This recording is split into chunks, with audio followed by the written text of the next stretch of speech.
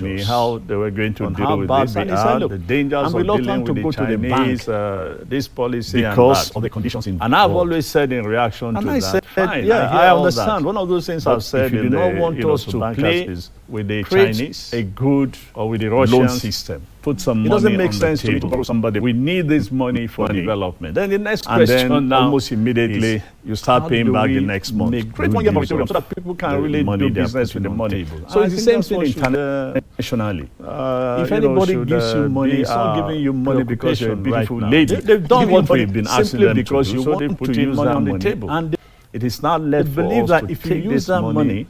They will get their own money back. It's as simple as that. Change why I ask that question is the dynamics of whatever sector you know that, of course, what the US do you has think that this $55 billion now like that has been earmarked and announced, for Africa, we still which I listed more details earlier? Not that the Chinese do not also put their, but they are not really after democratic processes and all of that. What the Chinese are really after is issues. How do you pay? How do I get my money back? Whatever you do, this money is even I don't want to know. You could kill someone, put blood on the table, so far I get my money. Yes, that's where my mind went to yesterday as a money person. But of course, is different because not all African countries are at this summit due to obvious reasons. And not all of them, in my estimation, will probably qualify. You cannot just take the people's money and then dash it out. There's money on the table, ensuring that you can get it back. In any case, also, this is a capitalist country than what we've experienced on the Americans in the last couple of years. But in the Chinese, it's a decision that one man can make, and for obvious reasons, it's one step, one giant step. We need to woo these just see how it goes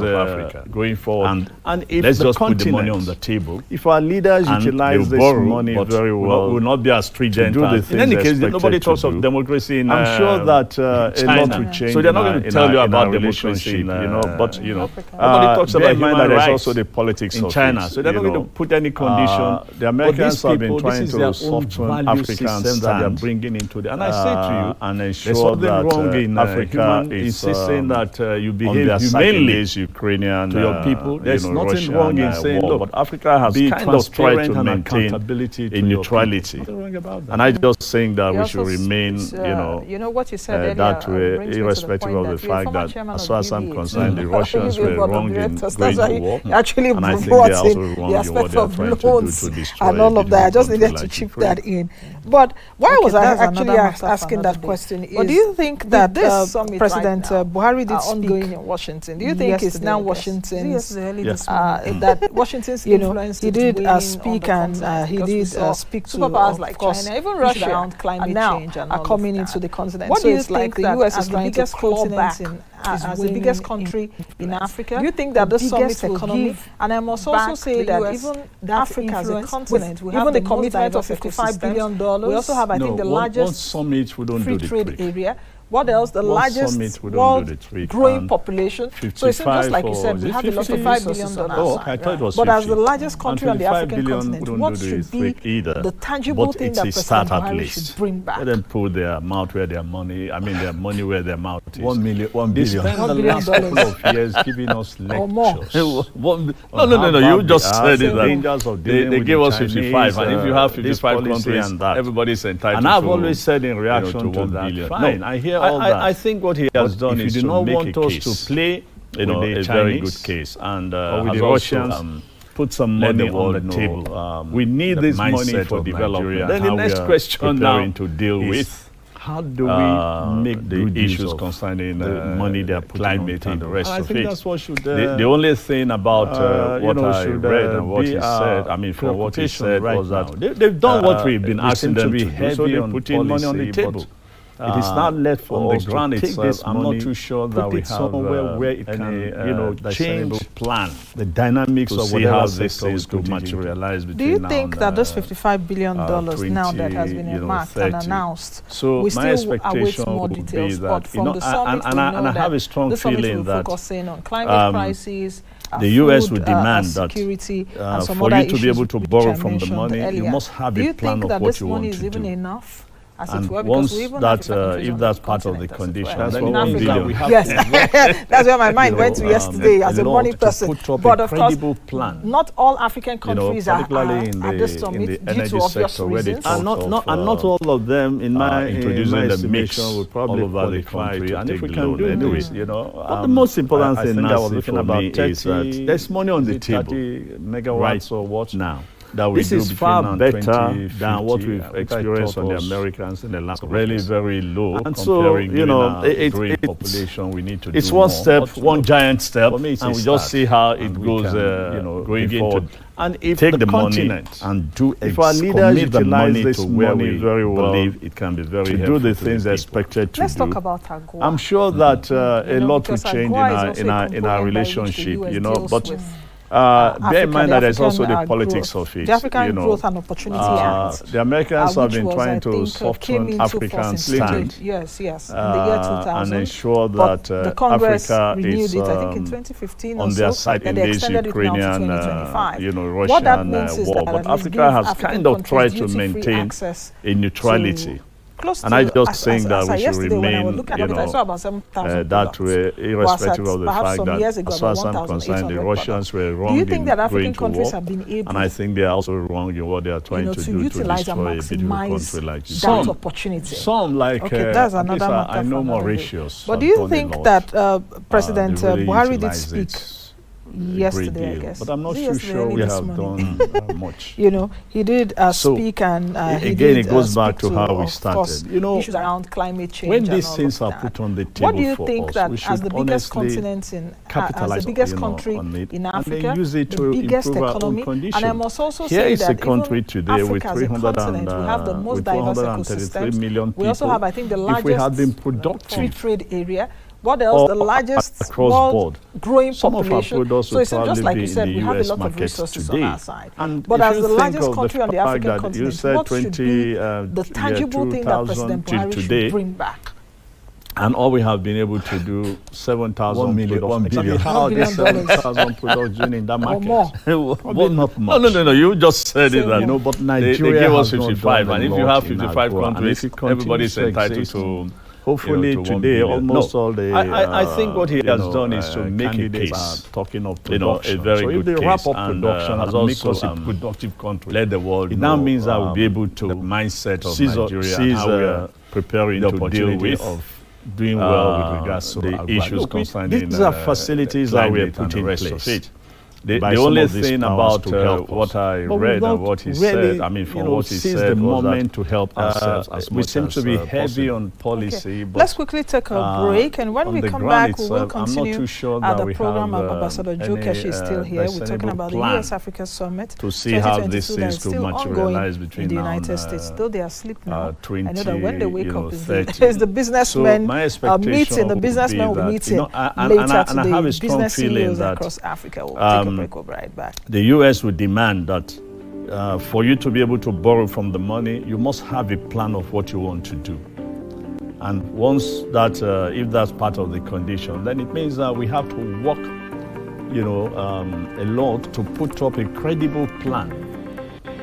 Particularly in the energy sector, where they talked of introducing the mix all over the country. And if we can do this, I think I was looking about 30 megawatts or what that we do between now and 2050, which I thought was really very low comparing, given our growing population, we need to do more. But look, for me it's a start, and we can, begin to take the money and commit the money to where we believe it can be very helpful to the people. Let's talk about AGOA.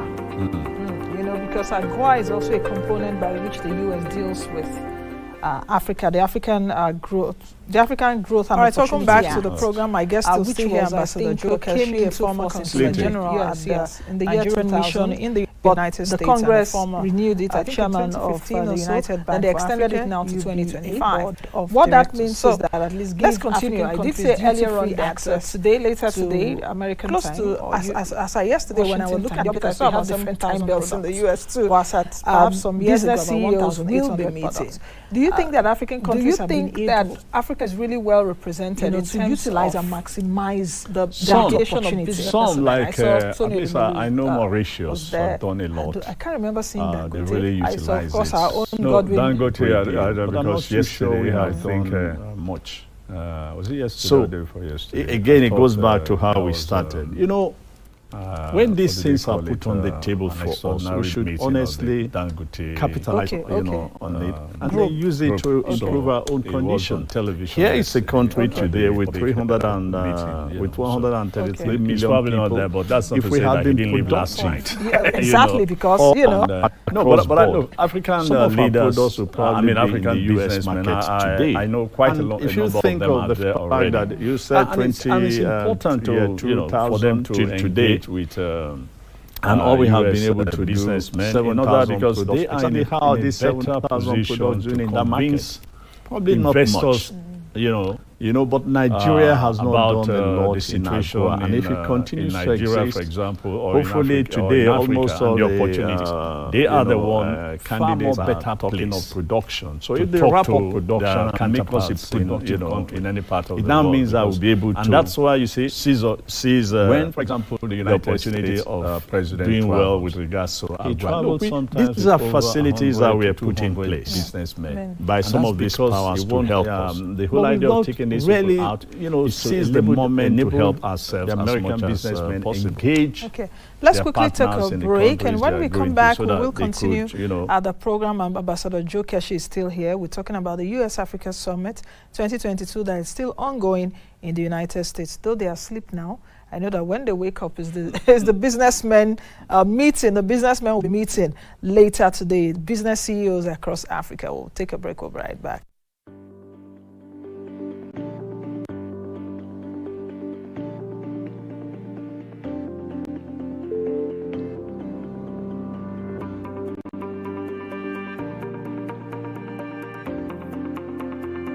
Bringing in the business community. I'm trying to remember, there was a name that was given to it. I'm just trying to remember the name that we coined for that. And I know that on a number of occasions, MKO Abiola was the leader of the group a couple of times to a number of countries, and I was in these delegations, I know. So it's very important to have the businessmen, in the presidential delegation. But our businessmen also, to be fair to them, they've grown, matured, big. They have their own contacts and partners around the world. And I want to believe that the organizers welcome back to the program. I guess to see here Ambassador Joe Keshi, a former consular general at the Nigerian mission in the United States and a former chairman of the United Bank for Africa. And I have no doubt that they invited all of them. Let's continue. I did say earlier on let's talk about later today, American time. I think yesterday, Nigeria and Rwanda because signed their Temis belts in the US too. And what is that Temis called? Business CEOs will be just asking that. Of course, do you think that an accord rather with the U.S. farmers, the delegation of 2025. So Nigeria and Rwanda signed the accord on Tuesday, because yesterday I think to do so, to send people to the moon by 2025. I thought Ambassador will be part of them. What do they call it? An extraordinary meeting of the Dangote. Is that a tall order? Okay. No, it's not a tall order. If you are not ambitious, you hardly don't succeed. If you don't take risks, say that he didn't leave last night. You also don't. Exactly, because no, but these are not leaders. African business are not magic. I know quite a number of them are there already. What is important? And it's important for them to engage. Begin to build the local U.S.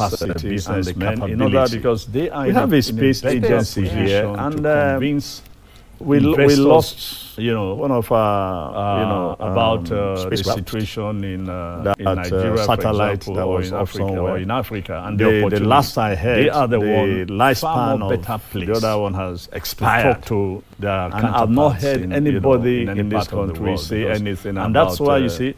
Rebuilding the United States, the president infrastructure to send another satellite over there. So businessmen. The last because it won't. The Minister of Science and Technology under the American businessmen, Professor Turner, if I remember clearly, their partners in the country was instrumental in getting that institution bringing in the ensure that the business left that institution. I'm trying to remember. There was a name that was given to it. I'm just trying to remember the name that was high. Of course, if you have retired, but for us to be able to benefit from this and to explore the possibility of, we putting a spacecraft out there, we need to build the local capacity. And this gives us an opportunity to do that with the United States. It's very important to have the businessmen, in the presidential delegation. Our businessmen also. Oh, yeah, okay. That's the Minister of Minister of Communications and Digital Economy. He signed on behalf of the Federal Republic of Nigeria. I want to believe that the organizers of the conference specifically targeted the people now, they wanted. Now, as we conclude this they have their profiles. They have good knowledge of is also the people what is they being want. discussed, because the Americans did say at the beginning of the summit that it's let's talk about another thing that happened. I think the future is Nigeria and Rwanda signed the Artemis Accord. And what is the Artemis Accord? Some of our viewers may just be asking that. Of course, it is an accord, a diplomatic smile, not political smile. Both. I think by 2025. So Nigeria and I can't remember how many times signed this. the accord on Tuesday, making it's like them the first African countries to do so, mothers, to send people to the moon. Mothers do this better than fathers. They psych the kids up all the time. They praise the kids. They show so much love and so proud of you. You're ready to go ahead. You are not. And that's the way again. Over the years, our leaders have hardly done succeed. If you don't take risk, you also don't succeed. These things are achievable. These things are not. If we have. These things are not magic, really. And if we have leaders who know how to manage resources, we could do from that accord. If we have leaders who can begin to build the local system capacity and the capability efficiently, we have a space agency here, and in an accountable manner. One of our and who would decide that look, where we are today, we really need to move very fast to somewhere else. The last I heard, it's a question of lifespan mobilizing the whole society towards a goal. And I've not heard anybody in this country say anything about it. It's not just making a plan. We have a plan for 2050. Remember, we had a plan for 2020 send another satellite. 2010. So we've discarded all. In the years gone by, when we used to have development technology under ODG, our development plans were just a period of 5 years. And almost people back can read the history of Nigerian development, particularly under the first regime, and so that everything less set out to do was with almost, or if not all, well-trained personnel. So if we have set a plan for capacity there was high. Of course, if you have retired, but for us to be able to benefit from this and to explore the possibility of what do we do in the first 5 years, spacecraft out there, we need to build local capacity. A number of countries, and this gives us an opportunity to around the world did something similar. Professor Issa Pantami was the one that signed on behalf of what they wanted to achieve before the year itself. Professor who?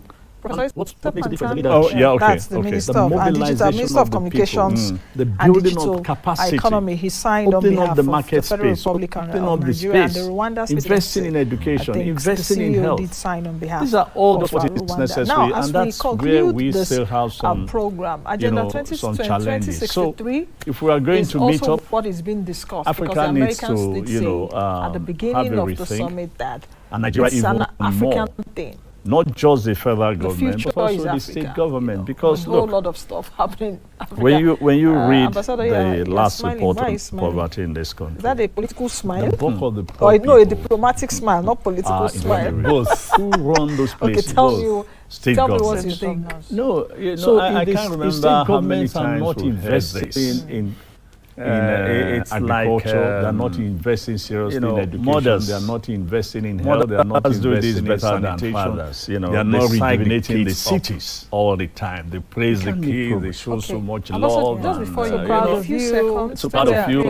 You're going to go ahead. You're going to, some other African countries. And that's the way again. Over the years, our leaders have allowed us to be treated. The biggest country. Largest. I like when you all boast about it. If we have big countries, population size, if we have leaders, there's any lesson we've learned from this World Cup going on. If we have leaders, there's no small nation in the system. Football has given us fantastic soccer. So let's stop all this. We are the biggest. You are the biggest, but you are not the best. And who would decide that? Look, you are the biggest. You are not the healthiest. Yes, you are the biggest. You are, to move very fast. Others, the smaller countries are doing. You have the biggest because you have a large population, the whole society. You don't even have the large land space. I think Sudan also. It's not just making a plan. We have a plan for 2050. Okay, so where I was going to really is 2020. Remember, we had a plan for 2020, 2010. We discarded all. In the years gone by, in the when we used to have development plans, our development plans were just a period of 5 years. And most people can read the history of Nigerian development plans, particularly under the first regime and so on. Everything they set out to do was almost or if not all achieved. No, so I just think that we must for 20 try and get it right. 50. Whoever wins, what we just have to do what is most important take a look at what do we do in the first 5 years. And the democracy is not all about elections. A number of countries, that's what we fail to understand in this country. Around the world, there's something about us going to vote. But it's about progress. It's about creating opportunities in the society. It's about fairness. And it's about justice and it's about freedom. The mobilization of the people. Now, if we can entrench building of capacity, opening up the market space, and of course, space. We have investing in education, investing in health. These are all what is necessary, and that's where we still have some, some challenges. So, if we are going to meet up Africa, Africa needs to, since the 60s, Africa has been in crisis even more. And look at what it is. And it has been the federal government, but also and it's one of the poorest, yet one of the richest. Yes. And with not so much when you read the last report on poverty in this country, we just have to pray that we, in all these countries, that we can bring on board a new generation of African leaders with a vision to say, look, in the next 20 years, we have to change agriculture. They are not investing seriously in education. They are not investing in health. They are not investing in sanitation. They are not rejuvenating the cities. Thank you for having me. And once again, Merry Christmas to you and your audience. Just before you go, in a few seconds, 2023 elections. Thank you very much, sir. Not just for Nigeria. All right, I've been speaking with Ambassador Joe Keshe, former Consul General at Nigeria is the biggest economy in the United States of America. Largest. I like when you all boast about it. Okay, at this time, before you forget, tomorrow is the big countries for sure. So, you would be any lesson we've learned from this World Cup going on is that there's no small nation in football. So, football has given us fantastic soccer. 200. So let's stop all this. We are the biggest. We are the biggest. You are the biggest, but you are not the best.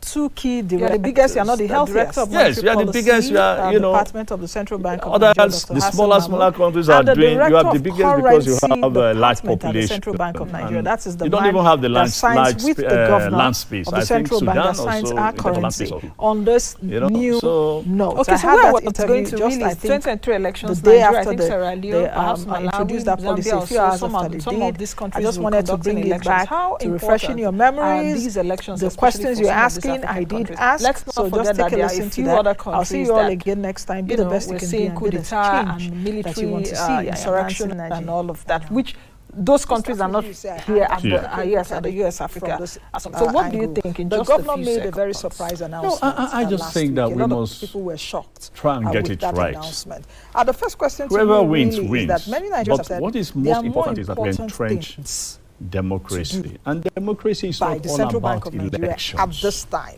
I think that's what we fail to understand in this country. Right now? It's not only about us going to vote. It's about progress. Thank you, Nancy. It's about creating opportunities in the society. It's about fairness. It's about justice and it's about freedom of expression. Now, if we can entrench all these, you know, people have and of course, we have security, we have stability. You just look at what this country, Nigeria, and the continent itself will blossom. The reasons advanced by the governor countries during in his address on Africa 26 were basically 5. One, but since the 60s, our country like has been in crisis. Redesign, and look at what it is, and has remained poor. And it's one of the poorest, yet one of the richest. And with not so much population. So much paradox and not so much. So we just have to pray that we, in all these countries, that we can bring on board a new generation of African leaders with a vision to say, look, in the next 20 years, we have to change the narratives of the continent. And I believe that is possible. So basically, if you have 85% of your money, your cash in circulation outside bank, oh, thank you for having me. Takes your ability to have Christmas proper your view audience on what you should be able to do, because that's what you all right, I've been speaking with Ambassador Joe Keshe, former Consul General at the Nigerian Mission in the United States of America and the former UBA Chairman, Board of Directors. Okay, at this time, before you forget, tomorrow is December 15th. So many people so over the period you would be having the new notes when you get to the banks, according to the Central Bank of Nigeria. I needed to remind you that. So you'll be seeing the new 200 naira note, 500 naira, and 1,000 Another one is the but I had an interview with currency management for two key directors, the Director of Monetary Policy, Department of the Central Bank of Nigeria, Dr. Hassan Mahmoud, and the Director of Currency Department at the Central Bank of Nigeria. That is the man that signs with the Governor of the Central Bank that signs our currency on this new note. I had that interview just, I think, the day after they introduced that policy a few hours after they did. I just wanted to bring it back to refreshing your memories. The questions you're asking, I did ask, so just take a listen to that. I'll see you all again next time. Be the best you can be and be the change that you want to see. I am Nancy Nigeria. Bye now.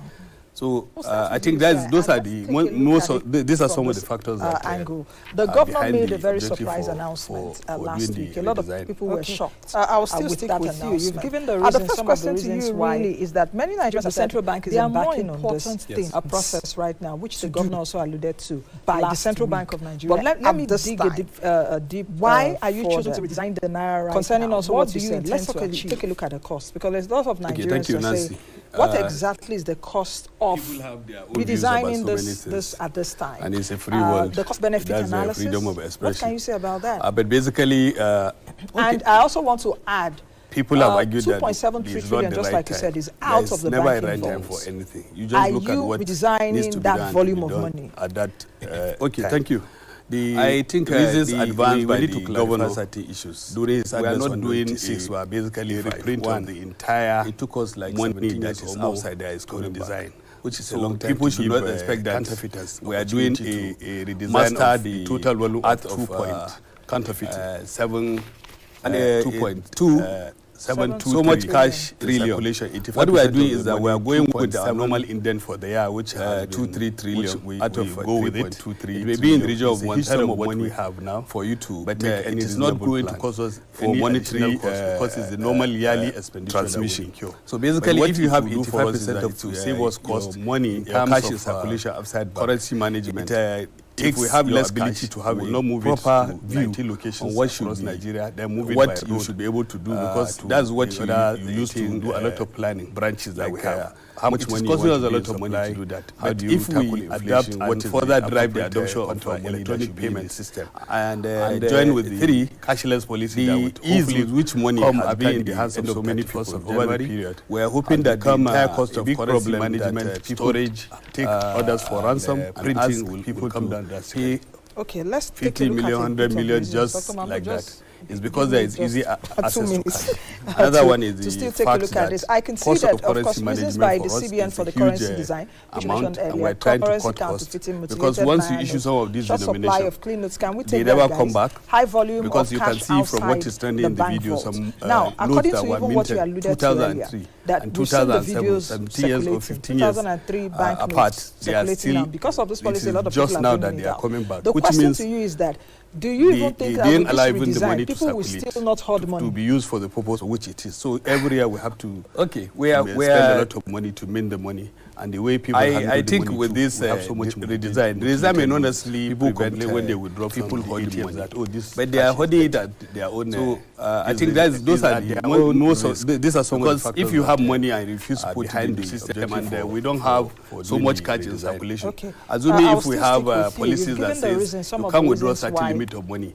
If we reduce the threshold for withdrawal on ATMs, I don't see anybody that will be drawing 500,000 in another client cash. Concerning if you want to transfer it legitimately, you have other channels that you can transfer. What exactly you have the e-naira, you have the electronic channels, you have so many platforms where you can use to do legitimate transactions regardless of the volume. You don't need to carry the cash. It's the cash that is the problem. It's costing us to do a lot of 2.73 trillion, just like you said, is out of the banking vaults. It affects the way we even destroy the money at the end of the life cycle. Because we have to destroy it. I think we don't want to contribute to the deflation of the ozone. We are not doing a warning, so we have to look for people who will use sustainable means of recycling some of it. So people should not expect that producing pellets. We are doing a design of the total volume of the paper where they can use to produce things like notebooks and so on. 723 trillion. What we are doing is that we are going with our normal indent for the year. Which remember, the last time we go with it, massive it may be in the region of 1/3 of what we have now. Because what we had was not going to cause us structurally additional costs, new denominations, normal yearly expenditure, or adding the levels of what it will do for us is that it will save us cost in terms of it's not going to stop currency management. But then, if we have less cash, we will not move it to how 19 locations across Nigeria, then move it by difficult for people to hold this money. To the other 18, we know the pension branches that kind of money they keep. It is costing us a lot of money. 8% of the money. But if we adapt and further drive the adoption of electronic payments and join with the cashless policy that would hopefully come after, which means people are keeping them. If you go to banks, you don't see them. They don't bring them back for management and storage, and it's a big problem. Printing will come down drastically. I hope my guys caught that a lot of people, the monies they hold is 500 naira 2 minutes to still take a look at this. I can see that, of course, reasons by the CBN for the currency design, cash component earlier, currency counterfeiting, mutilated naira notes, and what supply of clean notes can we take that, guys? High volume of cash outside the cash component, monetary supply. Now, according to even what the cash component of this money supply, you've seen the videos circulating 2003 bank notes circulating now. Because of this, how do you think that it will influence? The question to you is that, do you even think that with this redesign, people will still not hold others? I hope you are the one in charge. So how do you think that little component of monetary supply, with this redesign may not necessarily prevent your department is in charge, but they are holding it at their own. Do you understand what I'm saying in terms of the deficiencies? If you have money and refuse to so there's no how this would even. We don't have so much cash in circulation. Assuming if we have policies that says you can't withdraw such a limit of money, if we reduce the threshold for withdrawal on ATMs, I don't see anybody that will be drawing 500,000. And let me explain it this way. Cash. For what? If you want to transfer it legitimately, you have other channels that you can transfer. You have the e-naira, you have the electronic channels, you have so many platforms where you can use to do legitimate transactions regardless of the volume. You don't need to carry the cash. And the central bank's mandate is to ensure the stability, transparency, and discovery of those prices. We even destroy the money at the end of the life cycle because we have to destroy it. And then we don't want to contribute to the deflation of the ozone layers by burning. So we have to look for people who will use sustainable means of recycling some of it. Either the polymer by producing pellets that they can use to produce other items, or the paper where they can use to produce things like notebooks and so on. So if after this exercise, remember the last time such a massive exercise was done was 1984. Because all we had was restructuring, introducing new denominations or more data, same price.